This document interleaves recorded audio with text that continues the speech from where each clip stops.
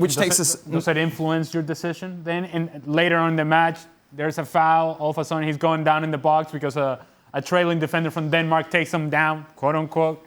Yeah, but if you've got a doubt, VAR's there. Right. VAR's there to help you. So if I've got a doubt for this, because Immobile isn't always correct in his way of playing, as a referee, you've got to have in your mindset to think, you know what, I need to have a doubt.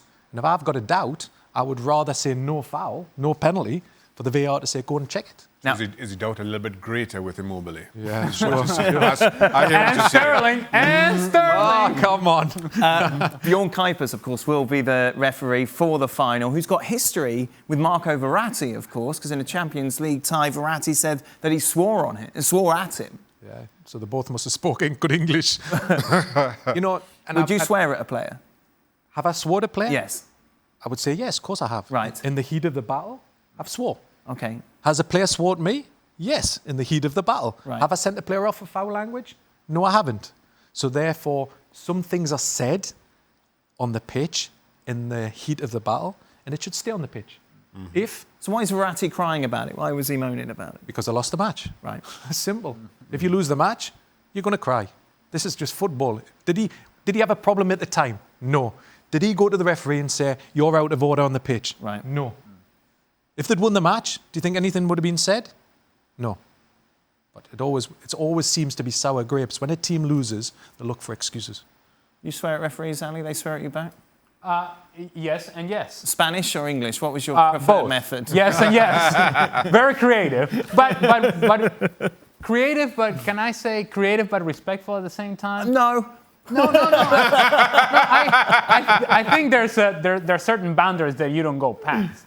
And when you swear at a referee, I know this sounds crazy, and I know this sounds sort of counterproductive, but you don't talk about the referee's mother, for example. Okay, right. The Spanish players did.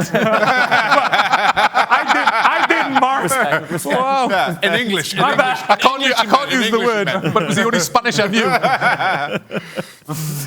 Finally, I've got to get your opinion on the Premier League. We've been faffing a lot with VAR. Like in its first season, of course, drawing a lot of criticism, particularly with the offside. There will be thicker lines now, so it won't be right down to the millimetre. Does that make life easier for the officials? Of course it is. But the game's changed so much. What upset me about VAR is that in the past, FIFA were adamant for goals. They wanted to see more goals. They wanted to see more attacking phases. And what VAR did, it destroyed this because two reasons. One, the offside was so tight, the defenders always had the advantage. And also handball was differently interpreted. If you handled it as a defender, it was no penalty. But you handled it as an attacker, and it was a disallowed goal. So therefore, they've tweaked the handball law to allow the attacker to score, unless he directly scores himself. And now they've tweaked the offside, because what was happening was you can't have an armpit offside. It doesn't feel fair. If I'm pointing in the direction of the ball, and my sleeve is deemed offside, it doesn't seem correct. So what they're going to try and do is not use the precision which a lot of countries use, this 3D technology. When you use the 3D technology, we're talking millimetres. Are we talking how great football is, and we're talking margins of a millimetre? And what UEFA have done in this tournament, which is very similar to Holland, they've just drawn a line across and allowed your eyes to take that judgment. And I think everybody accepts that philosophy, and it's moved on within 30 seconds, and there's been no debate about offside. And for me, this is the best way, because what I miss about football is the emotion. When a player scores a goal, we can't have 30, 40 seconds of drama to draw the lines when it spoils the moment. So I think it'll be a great addition. Can I say, to that point, the Dutch and the Eredivisie pioneered the use of video technology. They're the ones who presented data and their findings to IFAB when making decisions around VAR and the use of technology in the game. And they got it well straight off. They had their decisions down to 8 seconds of lag time. Yet, as you build on it and it was introduced to the wider game, you see a greater use of technology, and all of a sudden now you're debating over decisions for 3 and 4 minutes, as opposed to 8 seconds.